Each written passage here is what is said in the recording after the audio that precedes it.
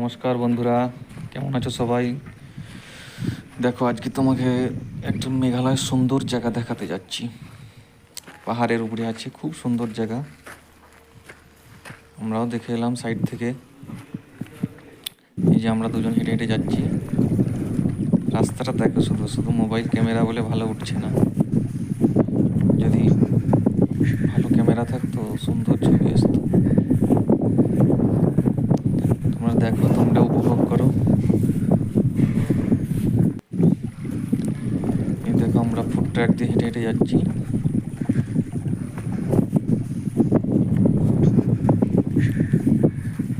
ওই দূরে দেখা যাচ্ছে, ওই পাহাড়ের ওই পারে আছে সুন্দর।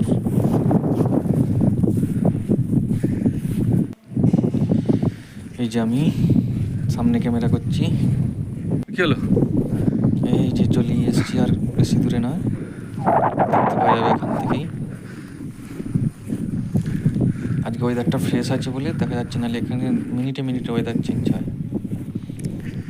মাঝে মাঝে কুয়াশার মতন ফগ চলে আসে, জলীয় বাষ্প, ঘন ঘন জলীয় বাষ্প উৎপন্ন হয়।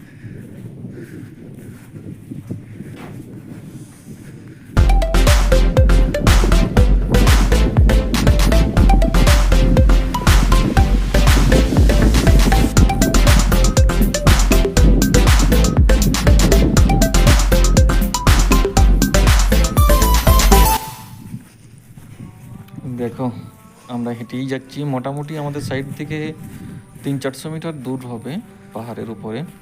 অনেকটা ফ্ল্যাট জায়গা, যেন মনে হবে, দেখে মনে হবে পাহাড়ই না। ওই দেখো দূরে দেখা যাচ্ছে সুন্দর দৃশ্য। ওই যে পাহাড়গুলো আছে, ওগুলোতে ছোটো ছোটো ঝর্ণা আছে। আমরা মোবাইল ক্যামেরা বলে অতটা ফ্রেশ আসছে না। একদম খাড়াই পাহাড়, ওখান থেকে মেঘ উৎপন্ন হয়। আর এখানে মেঘালয়ের সবচেয়ে বেশি বৃষ্টিপাত হয়।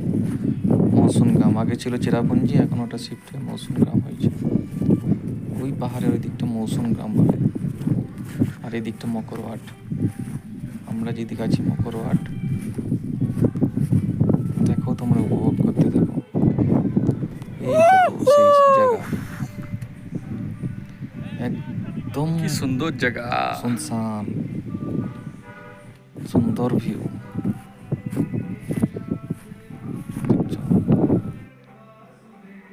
ব্যাপক সুন্দর একটা ফটো দিয়ে দিলাম।